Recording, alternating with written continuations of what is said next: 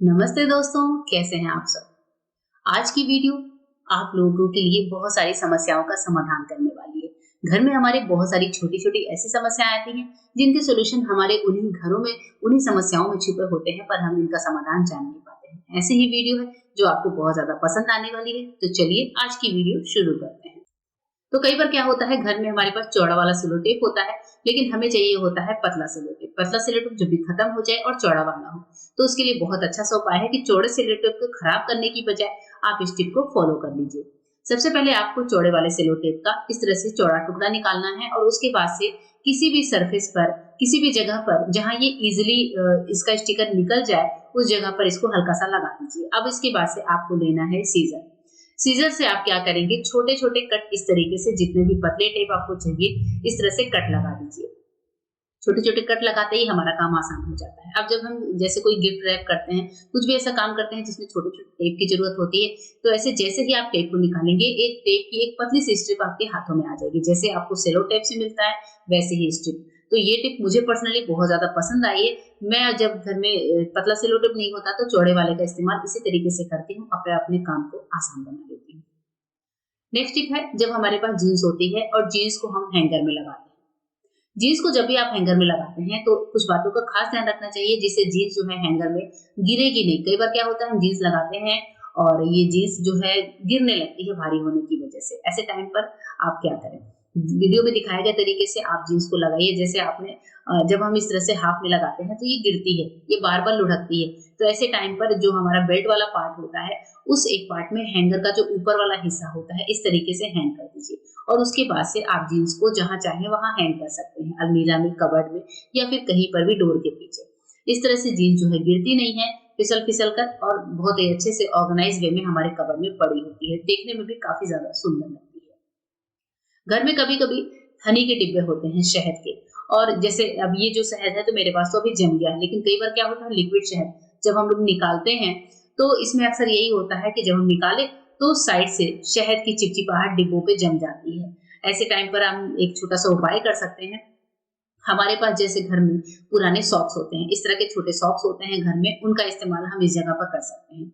ये काम आप ऑयल वगैरह के डिब्बों पर भी कर सकते हैं। यहाँ पर मैं शहद के डिब्बे पर आपको करके दिखा रही हूँ। सॉक्स को आगे के पार्ट से इस तरीके से कट कर लीजिए। चौड़े वाले पार्ट को नीचे से जो है फैलाते हुए, और जो अपनी शीशी है उस पर अच्छे से सॉक्स को पहना दीजिए, कुछ इस तरीके से। ये जो सॉक्स है, आप ऐसा नहीं है कि बहुत पुराना घिसा-पिटा सा लेंगे, कोई अच्छा सा सॉक्स लीजिए, ऐसा सॉक्स जिसको आप यूज़ करें तो डिब्बे पे देखने में अच्छा लगे। इस तरीके से रखेंगे, शहद ना ही लीक होगा, और जब लीक होता है तो आप सॉक्स को वॉश कर सकते हैं। नेक्स्ट टिप है इस तरह के हमारे फुटवियर्स को लेकर, कोई भी फुटवियर हो। कभी-कभी ऐसा होता है कि हमने पॉलिश लगाई, इसको हम खड़ा करने की कोशिश करते हैं, या फिर हमने शूज़ को वॉश किया, हम फिर इसको खड़ा करने की कोशिश करते हैं। ऐसे टाइम पर क्या होता है कि बार-बार ये शूज़ गिरते हैं। अब जब भी हम हमारे शूज़ या फिर चप्पल वगैरह गीले होते हैं, तो ये गिरते हैं। ऐसे टाइम पर क्या उपाय किया जाए जिससे हमारे ये फुटवियर जो है एक जगह टिके रहें और इनमें धूप भी लगती रहे, हमारा काम भी आसान हो। इसके लिए आप क्या कर सकते हैं, ले लीजिए एक क्लॉथ पिन। जो क्लॉथ पिन होता है, वो दोनों शूज़ को अटैच करेगा। इस तरीके से बीच में लगा दीजिए और उसके बाद से शूज़ को धूप में खड़ा कर दीजिए। आप देखेंगे कि जो है हमारा शूज़ है, बिल्कुल भी गिरता नहीं है। इस तरीके से होता है, गिरता भी नहीं है और बहुत ईज़िली ये खड़ा होता है।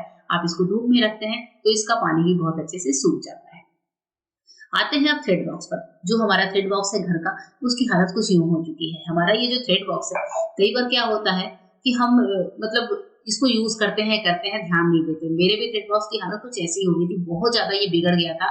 तो आज मैं इसको कैसे ऑर्गेनाइज़ करूँगी, बहुत ही सिंपल तरीके से वो आपके साथ शेयर कर रही हूँ। सबसे पहले यहाँ की जो सारी चीज़ें हैं, जैसे जो पहले धागा वाला पार्ट है, थ्रेड वाला पार्ट है, उसको मैंने निकाला है। इसमें थोड़ी धूल-मिट्टी जम रही है, उसको भी हम पहले अच्छे से क्लीन करेंगे। तो जब भी आप किसी चीज़ को ऑर्गेनाइज़ करें, उसकी क्लीनिंग पर खास ध्यान रखें।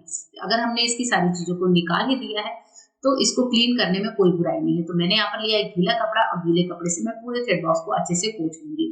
अब आती है हमारे थ्रेड्स की बारी। थ्रेड्स आप देख रहे हैं कैसे खुले-खुले से पड़े हैं, तो बहुत ज़्यादा ही थ्रेड्स आपस में उलझ गए थे।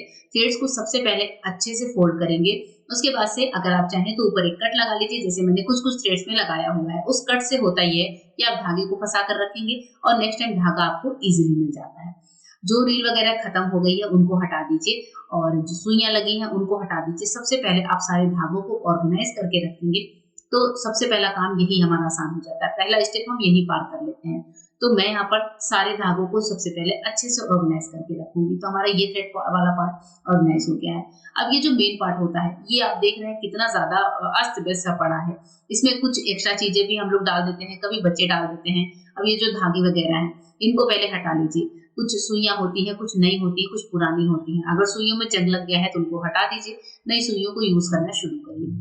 जैसे यहाँ पर आप देख रहे हैं कि बहुत सारे बटन्स हैं जो बिखरे हुए हैं। सुइयां मेरे पास बहुत सारी हैं, कुछ मशीन की सुई है, कुछ बड़ी सुई है, कुछ छोटी सुई है, अलग-अलग टाइप की सुइयों का कलेक्शन मैं रखती हूँ। तो यहाँ पर बटन भी बहुत सारे हैं। एक्चुअली होता ही है कि घर में जिस भी शर्ट के बटन टूटते हैं, कभी-कभी ऐसा होता है कि हमें नया बटन लाना पड़ता है। लेकिन जो पुराने बटन होते हैं वो कहीं गिरे होते हैं, कहीं कोई शो बटन है, बच्चों के ड्रेस के बटन्स होते हैं, तो मैं कुछ फेंकती नहीं।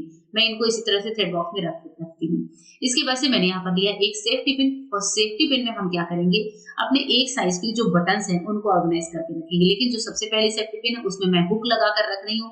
हुक है, कुछ बकल्स हैं जो जीन्स वगैरह में यूज होते हैं, उनको मैंने एक सेफ्टी पिन में लगा दिया जिससे ये आपस में उलझे नहीं। अब इसके बाद से आइए बटनों की बारी। तो एक बार में एक सेफ्टी पिन में जितने बटन एडजस्ट हो जाएं वो बटन एडजस्ट कर लीजिए। आप चाहें तो कलर अकॉर्डिंग भी इनका सिलेक्शन कर सकते हैं। दूसरी सेफ्टी पिन में भी देखिए मैं यहाँ पर सारे बटन को अच्छे से ऑर्गेनाइज करूंगी। मुझे बटन को ऑर्गेनाइज करने का ये तरीका सबसे अच्छा लगता है।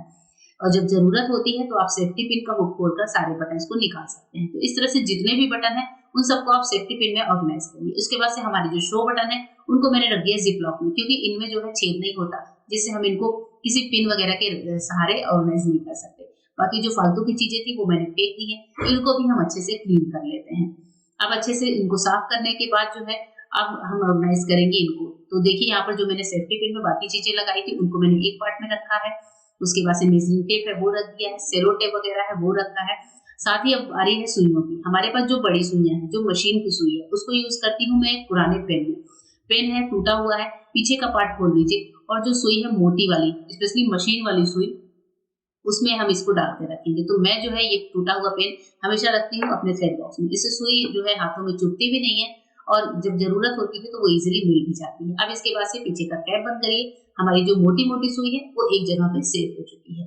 अब आते हैं छोटी वाली सुइयों पर, जो बारीक सुइयां होती हैं उसके लिए मैं यूज करती हूँ मैग्नेट का। तो एक मैग्नेट लिया है, जितनी हमारी छोटी से छोटी सुई है उन सभी को मैं मैग्नेट पर लगा कर रखती हूँ। इस तरह से लाइन वाइज लगाते हैं तो ये देखने में भी अच्छी लगती है, जब हमें जरूरत होती है तो इजीली मिल भी जाती है। कोई सुई टूट गई है, जंग लग गई है, तो उसको फेंकने में देरी नहीं करिएगा। कुछ सुइयों में धागे लगे हुए हैं, वो भी इस तरह से ऑर्गेनाइज हो जाते हैं। तो ये मैग्नेट में सारी सुई को मैंने ऑर्गेनाइज कर लिया है। जो धागे हैं उनको सही कर लेंगे और इस तरीके से हम इनको रख देते हैं। तो देखिए यहाँ पर मैं ऐसे रख दूंगी, और जो धागे हैं उनको इस तरह से फैला कर रखते हैं तो ये आपस में उलझते नहीं है। तो दोस्तों कुछ इस तरीके से कुछ पेन, सेफ्टी पिन, मैग्नेट वगैरह की मदद से हम अपने पूरे थ्रेड बॉक्स को बहुत अच्छे से ऑर्गेनाइज कर सकते हैं। तो मैं इसी तरीके से अपने थ्रेड बॉक्स को ऑर्गेनाइज करके रखती हूँ। आपको ये तरीका कैसा लगा जरूर बताइएगा। होप करती हूँ कि आज की वीडियो आपको पसंद आई होगी। मिलूंगी मेरे नए वीडियो में, तब तक के लिए गुड बाय। Thank you.